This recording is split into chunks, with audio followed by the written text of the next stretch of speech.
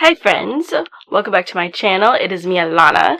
For this video, I am going to be doing a haul for you guys.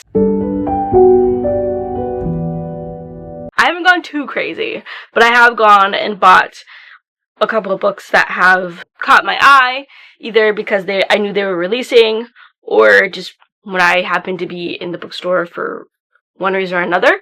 And some of these books were also sent to me by a publisher. So the first book I have is Immortal Consequences by Ivy Marie. I had been eyeing this since the beginning of the year, and I was really excited for this to come out, and so I went ahead and snagged it. It takes place at an academy that exists within the afterlife, and usually within the academy's tradition, like, one student gets to graduate and they either can move on to the beyond the afterlife, or they can join like the magical elite or something like that. When we start the story, the rules have changed and now it's a competition.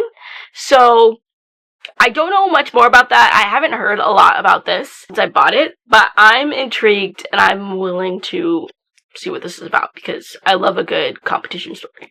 Next, I was sent The Prince of Morning by Jen Bennett. I believe this was sent to me by Simon Teen, so thank you to them for that. I've really enjoyed Jen Bennett's contemporary. From what I read of the synopsis, it reminds me a little bit of the Phantom of the Opera, where this girl is given a job at a live-in nursing job at this mansion, and she realizes that the owner is more supernatural than she realizes. In October, I was in a big mood to read like some witchy stories and some fall stories, so I picked up some like fall witchy romances. I have An Ancient Witch's Guide to Modern Dating by Celia Edward. It's about a witch who is living in the 17th century, and she's really struggling to find a husband.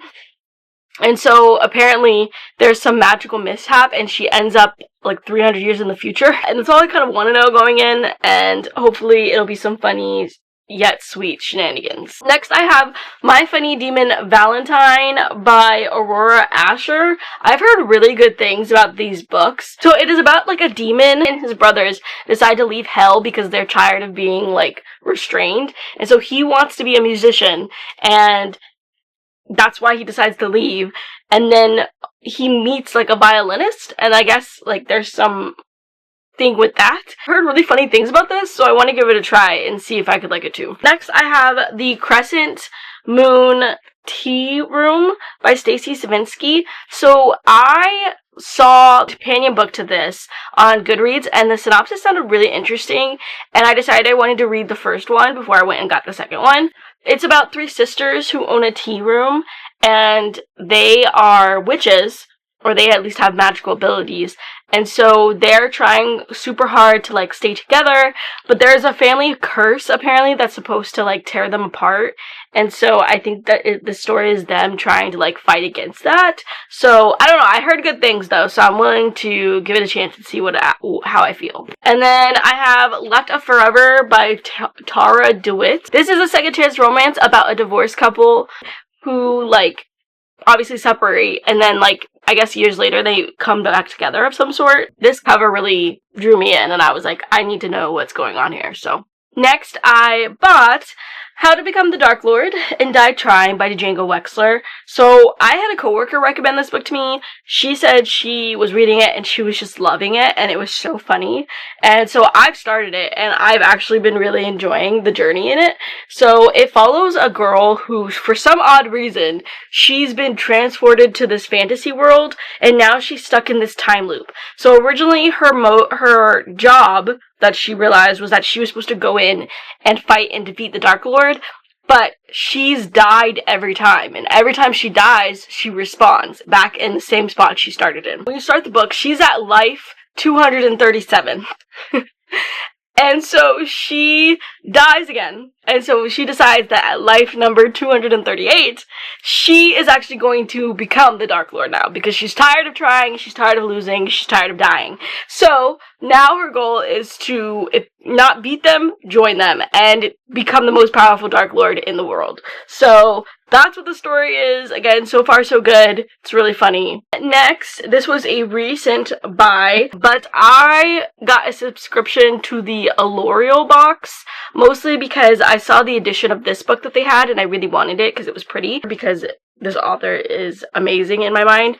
But Our Vicious Oaths by N.E. Davenport, I really wanted this pretty, like, sprayed edge edition, and half the bookstores I went to go find, like, a copy of, they didn't have it. So I went ahead and snagged it from the book box. Don't know if I'll keep the book box, but I at least wanted this edition. This is supposed to be a romantic-y dark romance. Fae romance. It follows this girl who is prophesized to bring, like, glory to her kingdom when she marries the High Lord and, like, produces him an heir. But the catch is she hates the High Lord. He's actually a terrible person, and she really doesn't want to be married to him. She actually thinks that women have more value than just being a marriage tool, and she hates the fact that her father just doesn't see that.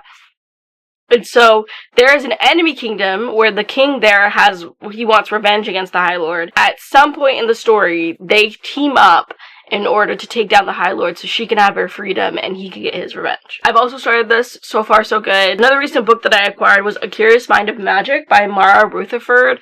This synopsis really just drew my curiosity, and so when I knew it was coming out, I had to go to the bookstore and get it.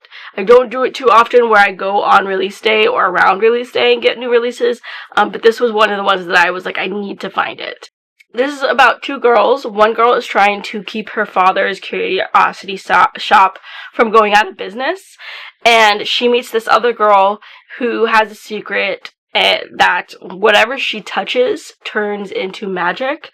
And so they kind of work together, or at least they make a bargain in order to, like, kind of help each other out. And that's all I really want to know going into it, because I feel like it's going to be a fun time, or at least hopefully an interesting time. I then also got The Witches of Bone Hill by Ava Morgan. This is about two sisters who just are not having a great go of it at the moment, and they learn that they inherit a old family, like, mansion. And so when they get there, they learn that there's actually a caveat in the will where they have to, like, live there for, like, a certain amount of time. While they're there, they also realize that there's, like, more to the family story, and there are some secrets that have been hidden from them. And there may be some, like, dark forces in play, too, when it comes to their, like, family story in this house. I also was sent The Heiress of Nowhere by Stacey Lee. This was an arc that was sent to me by Simon & Schuster. This takes place in 1918 Washington. It's about a girl who works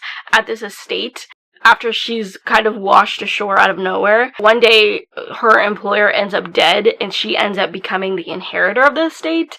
And so, because of the circumstances surrounding the employer's death and how, like, suspicious it all is, she becomes a suspect and a target. I then got Metal Slinger by Rachel Snyder. This is about a girl who was adopted into this, like, culture of people where they're basically almost pirates. They have, like, a pirate culture where they live on boats on water. They live on water because of a, like, old rivalry and old, like, issue that's happened between them and some of the other kingdoms, and they were forced off the land and, like, kind of cursed off of it. She then discovers that there's actually more to her identity than she realizes, and she goes on a journey to kind of see, like, what her backstory is, who she is, and how this can maybe help her people. Okay. I then got Caught Up by Liz Tom Ford. I really loved her first book, Mile High. I really loved the romance and the story in that one, and so I've been making it a mission to read the rest of these. This one, all I really know is that it's a single dad baseball story, and that's all I kind of needed to know, because I'm a big fan of baseball, but also I'm a big fan of single dad romances. So, alright, then I have If It Makes You Happy by Julie Olivia. I had been eyeing this book for a while because it sounded really fun, and I actually did finally read it last month, and I had a really good time. This takes place in the 90s, first of all, so I really loved that. It definitely gave me, like, kind of Gilmore Girls vibes if Gilmore Girls was in the 90s. But it follows a woman who, when you start the story, her mom has just died, and then her husband has left her. I mean, they were already getting a divorce, but like he publicly left her at the funeral, which was kind of shitty.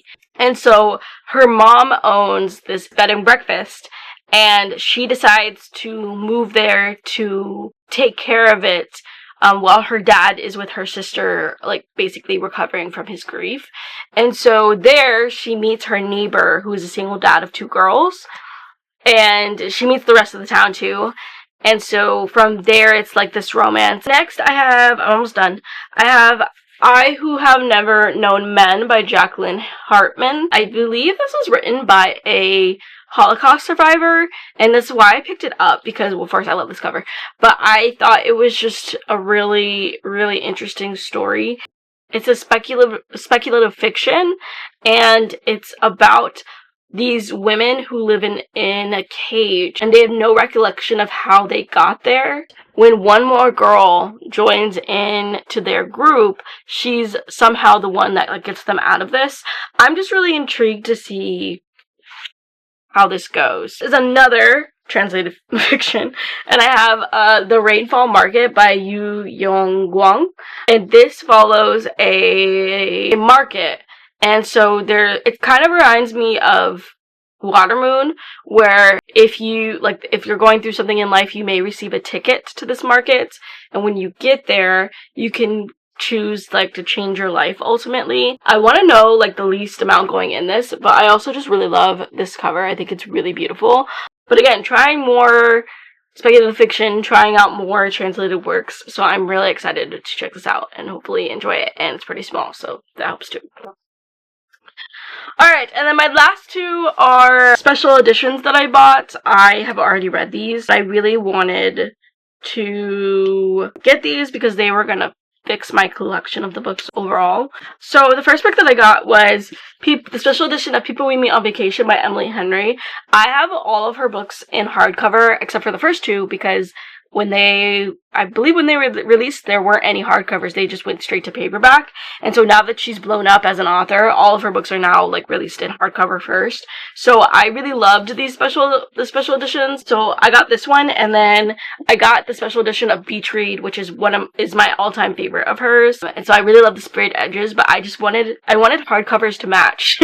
And these were actually the only hardcovers of hers that like for these versions that came out, so I just went ahead and snagged them. She's one of my favorite authors, so that's why I went ahead and just snagged these. Alright, so that is my haul for you guys. Hopefully you have enjoyed watching this. Let me know if you've read any of these, if you've liked them, if you haven't liked them. If there's maybe something you think I won't like, let me know for sure. Thank you so much for watching. If you liked the video, please like it down below. If you have any comments, questions, concerns, please leave all that in the comment section. And if you want to see more videos from me, please hit the subscribe button. You are all sunflowers in a world full of wheat.